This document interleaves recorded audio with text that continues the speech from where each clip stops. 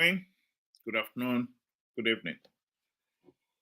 One of the things that I have said on this platform repeatedly is that a healthy and functioning democracy demands that the people must be educated, knowledgeable, and diligent in their duty of holding those in public office to account.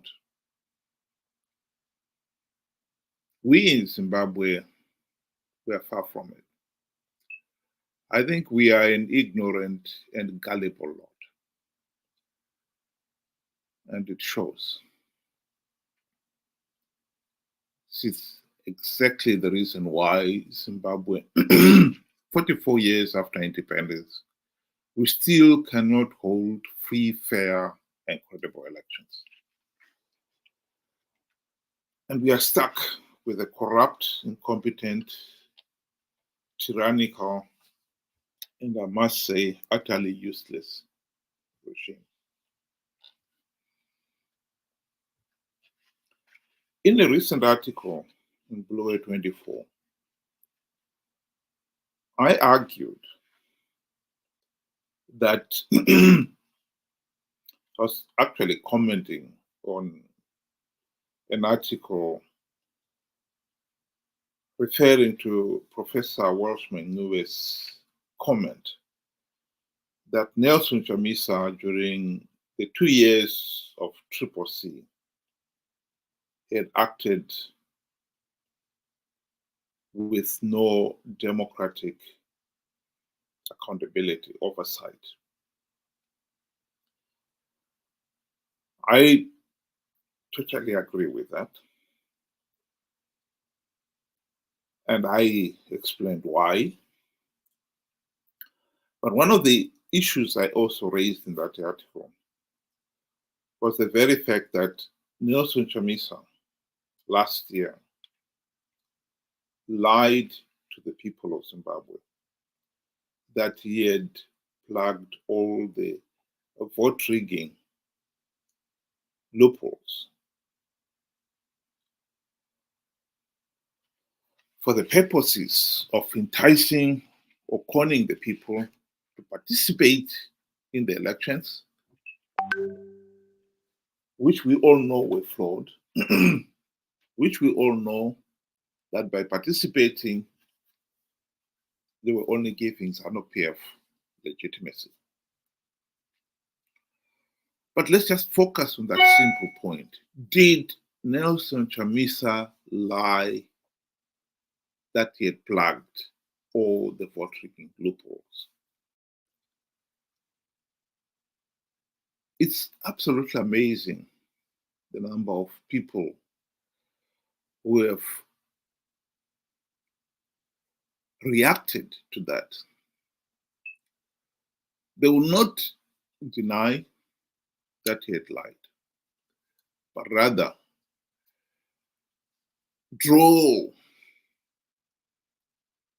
find all kinds of ways of drawing attention away from that to focus on something else. On the screen is just one of the few comments, more generous ones, to be quite honest. Some of them with the usual rude, you are a Zanu PF operative, etc., etc. But let's just concentrate on the more rational one.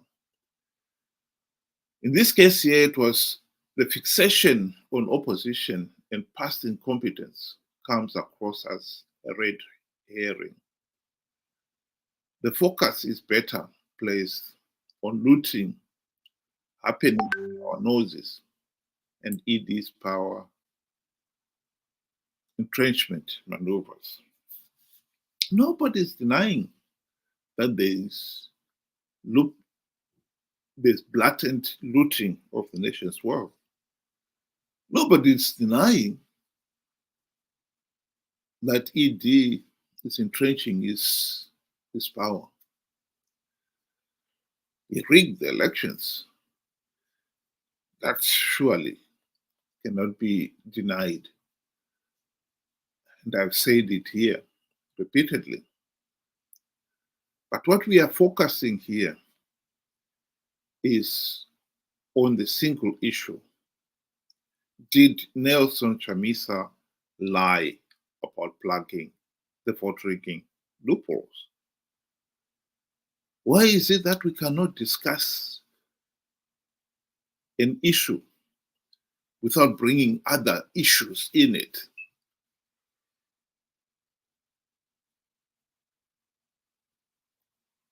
It really is a sign of our failure to appreciate and comprehend truth. And I think it goes to the heart of this problem of people must be educated, knowledgeable, and diligent.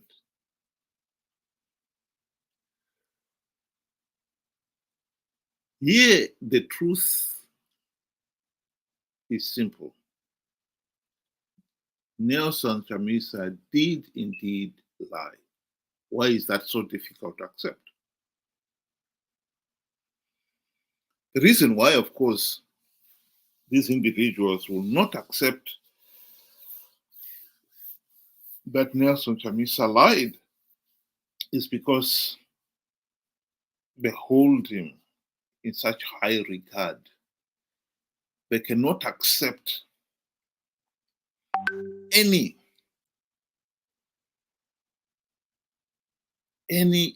implied or otherwise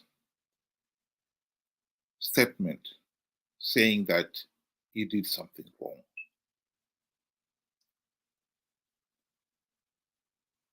This is born out of this personality cult mentality.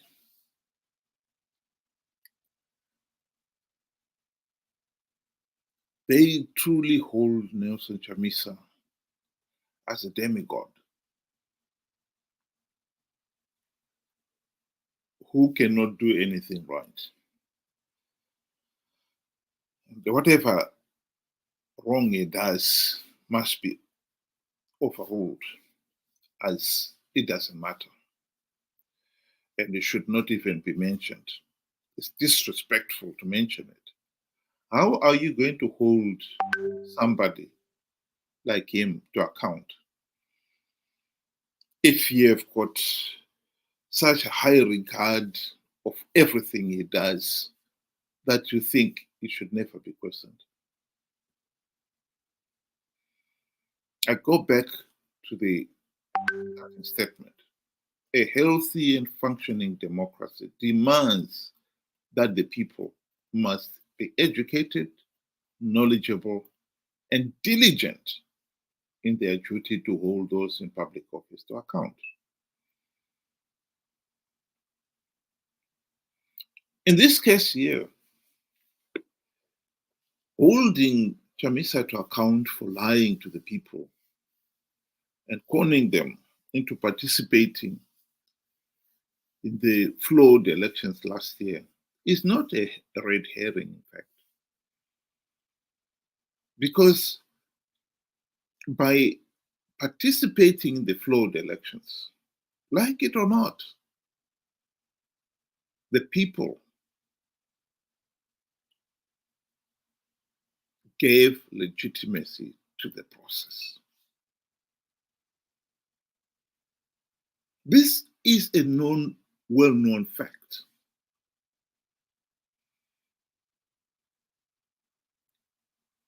Nelson Chamisa and company have known this themselves all along.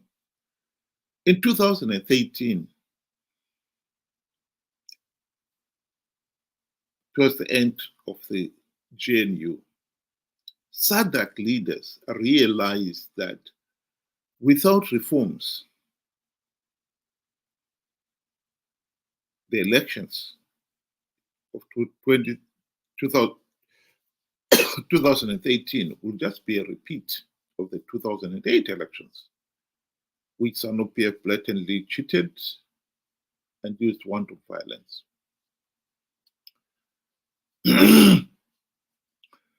And they wanted reforms to be implemented before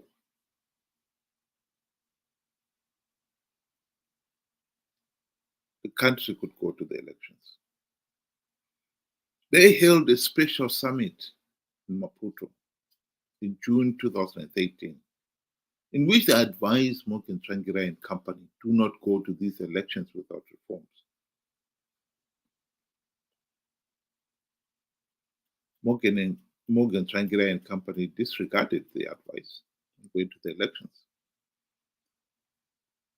And what we saw last year, with Chamisa coming out with guns blazing, claiming that he has plugged all the, it was just a repeat of 2018. He wanted to participate in those elections because he knew that those who participate will get a few gravy train seats, and he and his friends were hell-bent to get those seats. And for Chamisa himself, so that he could claim to be the leader of Zimbabwe's main opposition party. So to claim that it is a red herring is to miss the point completely. And it is also to fail to realize this is part and parcel of holding those in public office to account.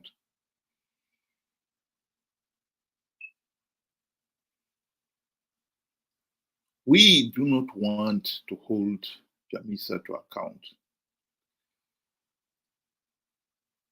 We do not want to even admit when he has lied.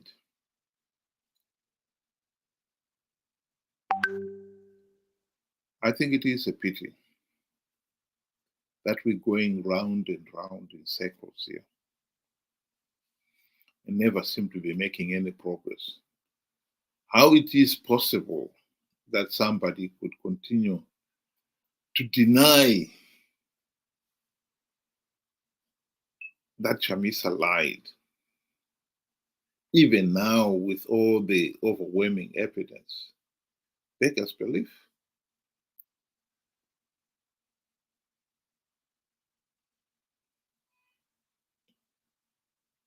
We want a healthy and functioning democracy in Zimbabwe. But after 44 years of rigged elections, we still are failing to understand what constitutes free, fair, and credible elections.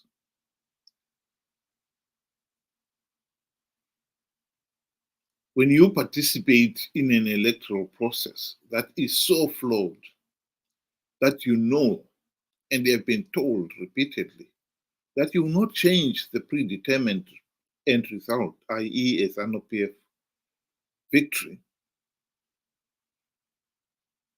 and that by participating, you will only be giving the process legitimacy, and therefore then the Zanu PF, the winning candidate, legitimacy, and perpetuating your own suffering, and you still go ahead and participate, beggars belief.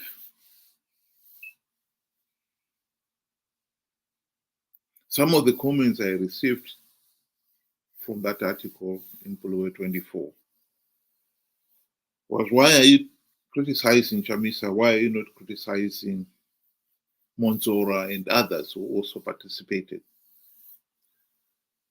It's called comfort to you as an ordinary Zimbabwean.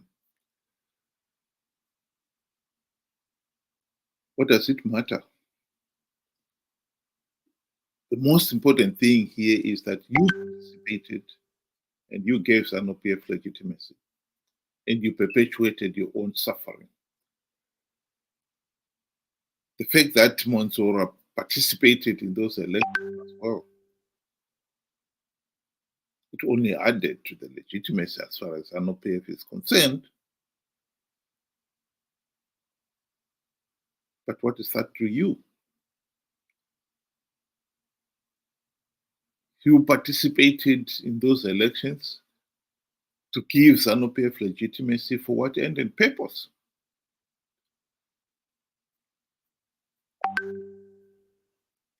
to stop Mwonzora getting into power? Gee, you perpetuate your own suffering just because you don't want Mwonzora to get some of the gravy train seats. And what makes you think that SADC would have been fooled if you had not participated in your millions as Triple C supporters? What makes you think that SADC would have not seen the electoral process as flawed and thus denies Zanu PF legitimacy?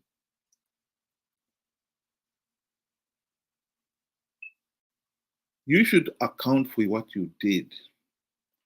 Triple C should account for what they did and not forever be giving excuses of, I did this because Mwonzora was also doing that. Let Mwonzora account for what he did. Participating in last year's elections was sheer folly. Why some people continue to deny this only underlines how far behind they are in appreciating what we're talking about here. An educated, knowledgeable, and diligent electorate.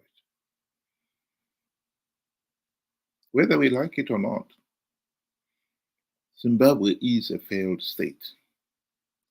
And as long as we have an electorate that is so naive and gullible and ignorant that they're easily conned into participating in flawed elections, so flawed that you cannot change the predetermined results, that you only give legitimacy to the regime and you don't see it. Beggars belief. Excuse me.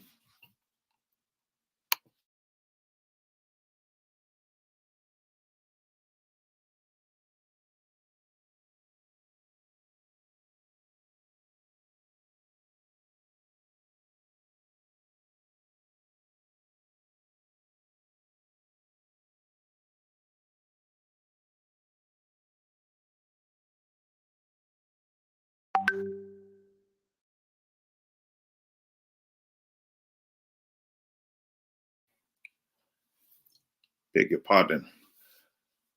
We, as a nation, we need to move on.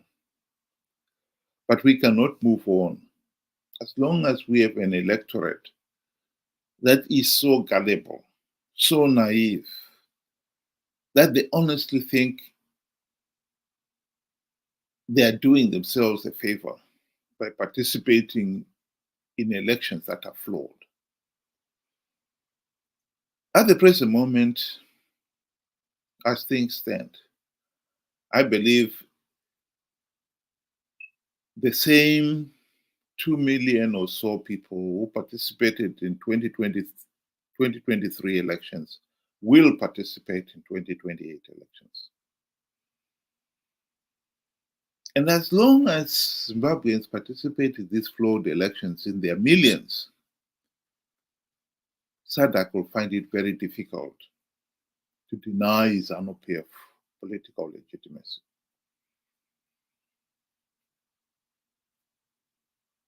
As long as millions of Zimbabwe do not even have the common sense to realize the sheer foolishness of participating in these flawed elections. I think that realization starts with accepting facts, the truth. If you are struggling to accept that Chamisa lied about plugging vote rigging loopholes, it is no surprise at all that you should easily be conned into participating in these flawed elections.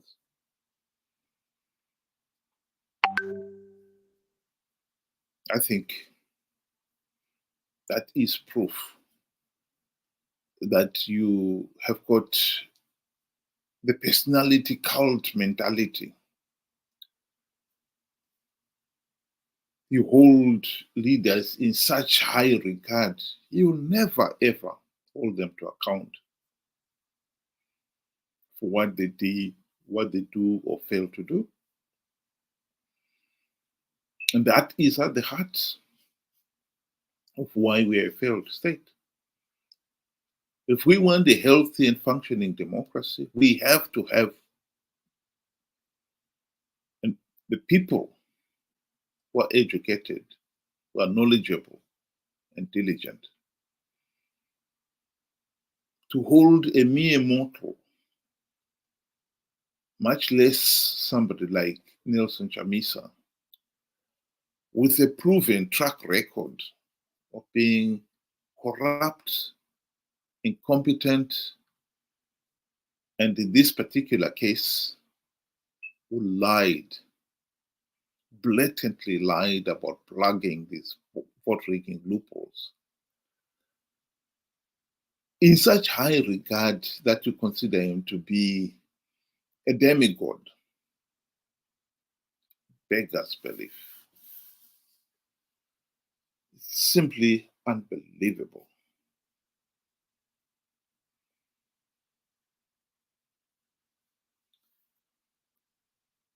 My message to the people of Zimbabwe is, we have got the next 4 years to move from this incredible mentality of holding mere mortals as gods to a position where we can honestly say we have got an electorate that is educated, knowledgeable, diligent to hold those in positions of power to account. Because until we make that transition, I don't see Zimbabwe getting out of this hellhole that we find ourselves in. And if in 2028 we go through the elections and the same individuals are conned by the likes of Chamisa to participate in another flawed and illegal election process and give that process legitimacy, we will only have ourselves to blame for it. I've often ended my talks with playing the advice, the sound advice, if I may say so, that Dr. Nevas Mumba gave to the people of Zimbabwe at the end of Dr. Nevas Mumba was the chairperson of the SADC election observer mission last year. I think this message is something that we should constantly remind ourselves of, that it is our responsibility to make sure that we've got free, fair, and credible elections. And in this particular case, if I may add, that it is our responsibility that if the elections are not free, fair, and credible, that we do not participate in those elections to give them legitimacy.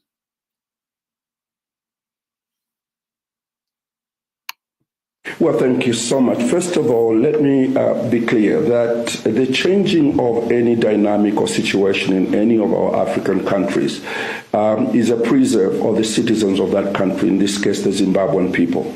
An election observation team goes there to support the process by observing and being able to release a statement of our observations that, for instance, in Zimbabwe, we raised several issues of transparency and also the independence of the Electoral Commission and things which happen in many other countries, you know.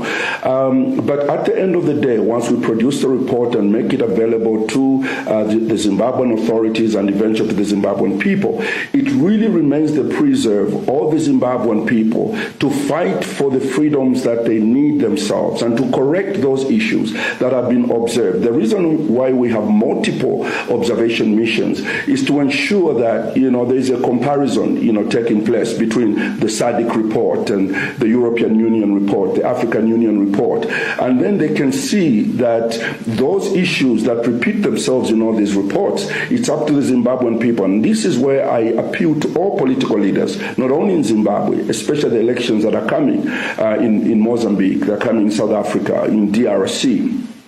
We have to make up our minds that, look, at the end of the day, once the people in the country are given an opportunity to monitor the elections, because they also monitor, it starts not during the day of the elections. They must make sure that the constitutional lacunas that can affect a good election are dealt with months before the election, and they must fight to ensure that there's a level playing field. They should never wait for the time when the election is taking place. They must also insist that the electoral commissions and the governments in those countries abide by international norms in holding democratic elections. And this fight must be more vicious before the election comes. There you have it. I do not think that saying that Chamisa lied last year is a red herring. It is not. It is at the very heart of accepting that Chamisa is accountable and you should hold him to account. And it is the sure way of making sure that people are not conned again in 2028, for instance, to participate in another flawed elections, because he assures them that he has plugged all the vote-raking loopholes. Thank you very much for listening, and have a good day.